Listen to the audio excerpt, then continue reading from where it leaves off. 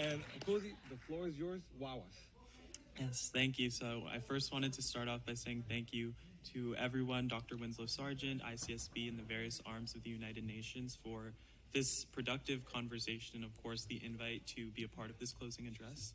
I think as a 17-year-old, as a founder of a social enterprise, as a UNA, USA ambassador, as a researcher, all of us are clearly in agreement with the fact that MSMEs, making up 90% of businesses and 2/3 of global occupations, integrating more support for historically marginalized groups through legislation, government programs, etc., is vital.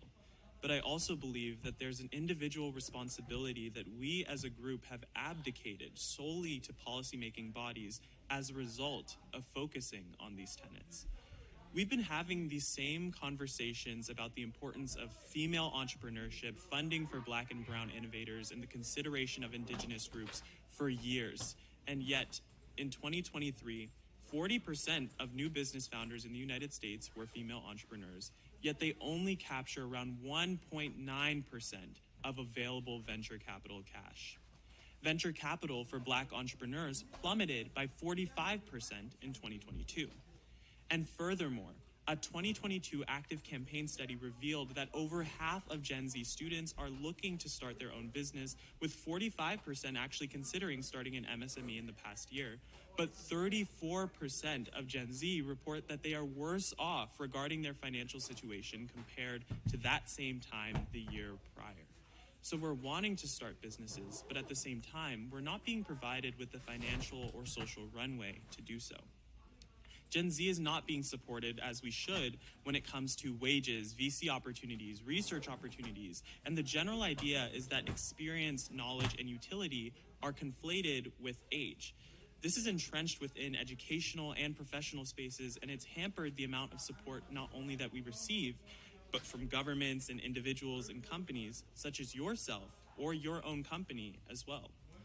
For me, it's been personally amazing at the fact that I've received all these opportunities, been able to work at Harvard, MIT, and still have to send out hundreds and hundreds of cold emails to be able to get in contact with a new lab or get in contact with a VC.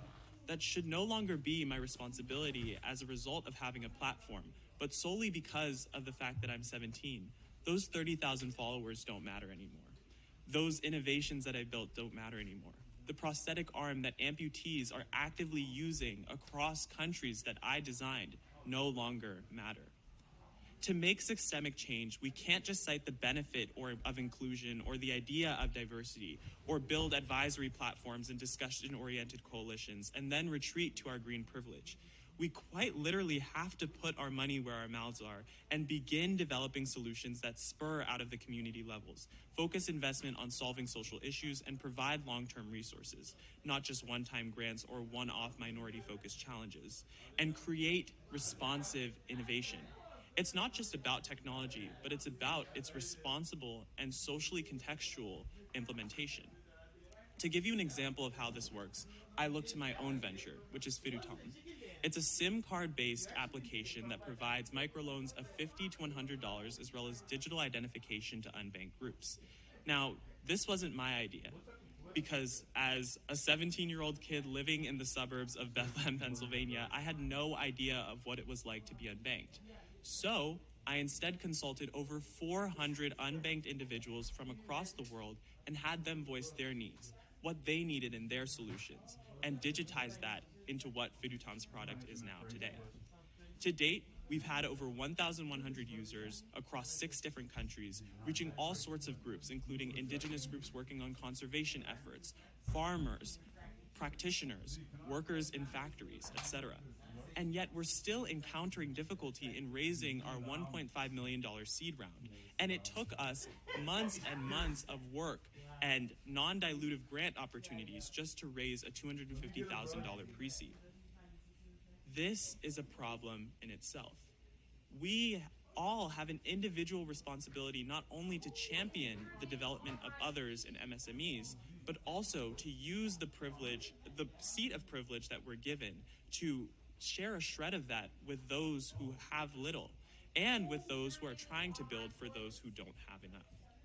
Galvanizing MSME innovation isn't just providing resources or talking about the possibilities. It's by actualizing a culture shift in activism, in financing, in government. It's a multilateral cooperation that begins at the root causes and requires the participation of underserved or excluded groups in both the decision-making and the delegation of such funds. In other words, to create an effective transformation for MSMEs like Fidutam to expand, grow, and develop, we all need to start by looking inward. Are we just amplifying voices or championing youth or considering the viewpoints of Black-owned businesses?